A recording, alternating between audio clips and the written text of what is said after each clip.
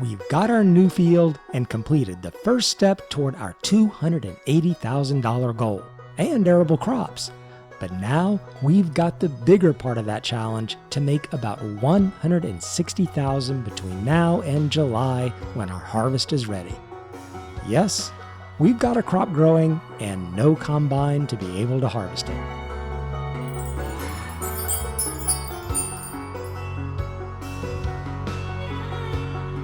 We've started out here throwing some goat milk into the pitiful dairy. I think that's just going to be its new name from now on. We'll try making some bottled milk with this batch and hopefully turn a small profit of a few $100s in about a year. That's the last item though for November, so we'll roll over into December and see what we can do to start making some money. We've basically got the full way to go for that $160,000. I'll start with a little clothing change for the cold weather. It seems appropriate. And get a simple chore out of the way, our goat watering. Believe it or not, I've still got this water tanker on permanent lease. But at $50 a month, I can live with it until we buy our own. Our new wheat field is looking pretty good, even though it could use some lime. We're losing about 15% yield bonus without it, but the lime and the spreader rental is kind of expensive. It would cost at least $4,000 to lime the field. And right now, we don't even have that much money. And I doubt the increase in yield would even pay for half of the cost.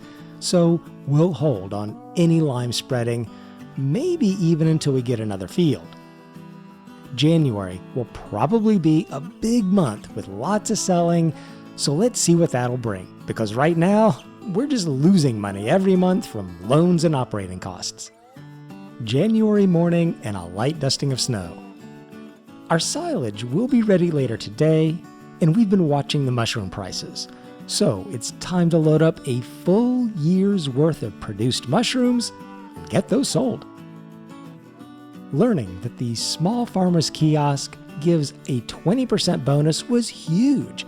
It means that we can sell both kinds of mushrooms to the kiosk and get a higher return than selling them to the restaurant and other places like we were before. Let's see if we can get everything on the trailer and have one massive sale.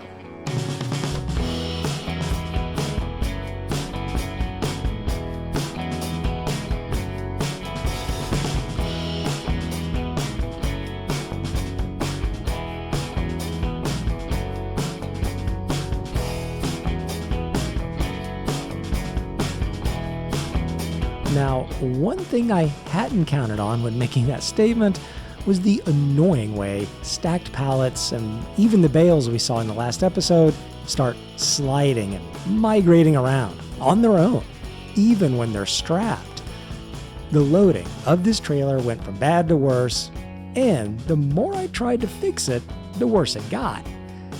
I've never really seen it this bad in the game before, so I finally decided to cut my losses and take the jumble of pallets to the sell point.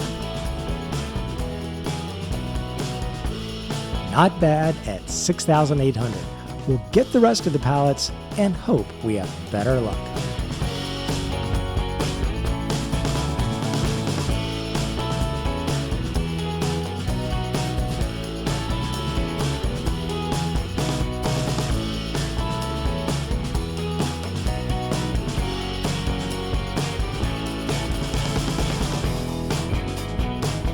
All right, we cleaned up the mess, loaded the rest of the mushrooms, and this time we have a reasonably ordered stack to deal with.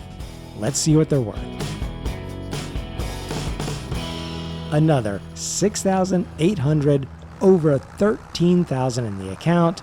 We're finally on our way to that 160,000. The next order of business is to sell the goat milk.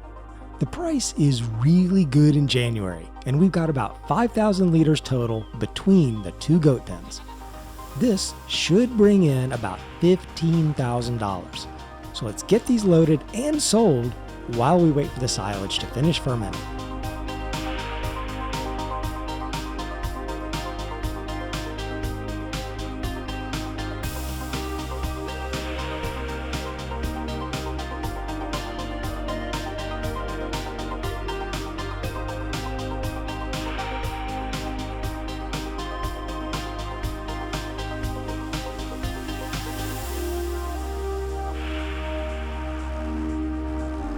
the well-behaved milk cans are coming into the dairy sell point. Let's see. Yes, almost 15,000 on the nose. It's time for our biggest sale, the silage. We'll do a little implement swap under the protective cover of our shed and start getting them transported for sale. Now, this may be one of the last times we'll be doing this because we'll be automating our bale handling. I've had a couple comments on getting a bigger trailer, and I've almost done that a couple times, but I think I'm going to go all the way to an auto stacker. Not one of the trailers or mods that magically teleports pallets and bales onto the trailer. That would be cheating in our hard mode challenge, but one of the realistic in-game trailers that mechanically scoops up the bales off the field and loads them onto the trailer. That'll save us in two ways.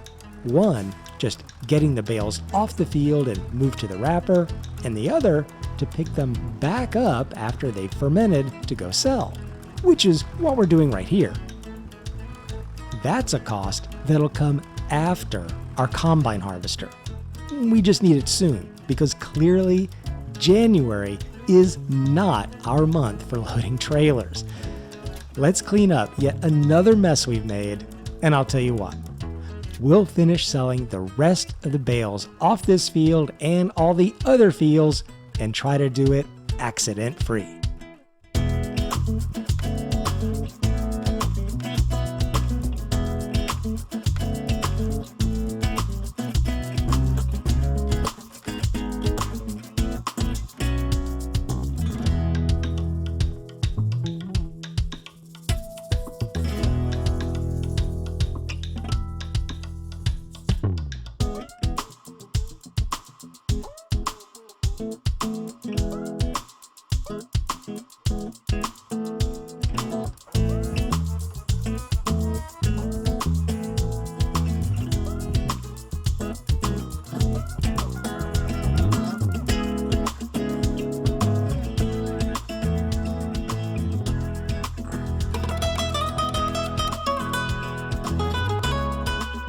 Okay, we had a couple more incidents, but we got it done and have a bank account of 67,000, nearly half of what we need.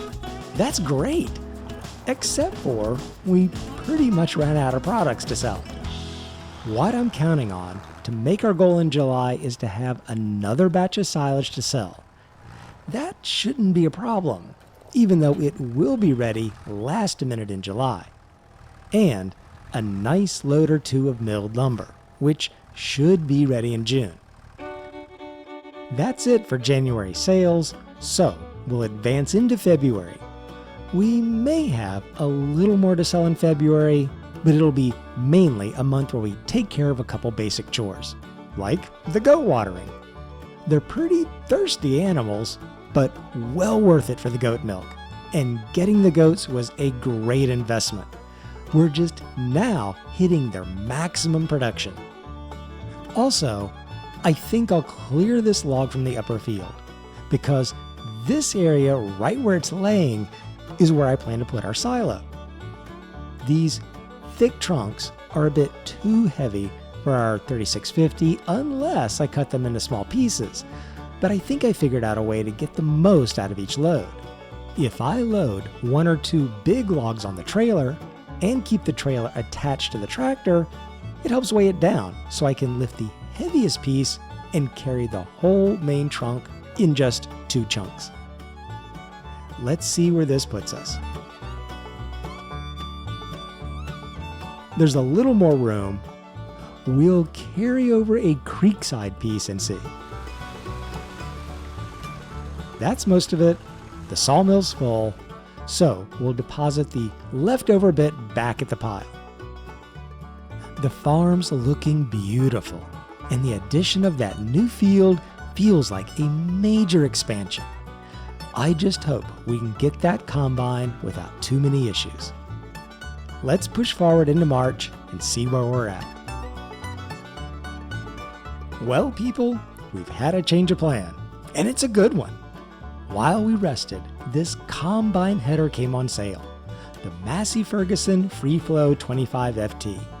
It's only $10,500, and what we were going to buy was $30,000. That's a $20,000 savings. But the goodness doesn't end there. This one's bigger. It actually goes with this bigger Massey Ferguson combine and has a 7.6 meter working width, over the 6 meter width of the one that actually goes with our combine. The only question is, will this bigger header work with our smaller combine? And I'm pretty sure the answer on this matchup is yes. The combine may run 1 mile per hour slower or something, but I think it'll work. So we're buying it now. No hesitation. It looks beautiful, and it's ours. Originally, I had done some rough calculations at the start of this episode, and it seemed we were going to come up a little bit short of the $160,000 we needed. But with the $20,000 savings on that header, we might be right at the mark. It'll be close. This grass that's already up to our knees, we'll be able to harvest next month. And with the sawmill lumber, we should be very close to what we need. April is going to be a busy month because it starts all our field work, and as I contemplate through the night, I'm having a really good feeling about the progress of the farm. We'll start our day super early here at 5:30 in the morning and start cutting the grass. One of the reasons for getting an extra early start is so the silage from this April's harvest will be ready early in the day in July. That's when we're buying the combine, and I want to leave plenty of time to do any extra selling, work the fields, and use our new combine on the field. I'll probably even need some time to prep and replant the wheat field, so an early start is required.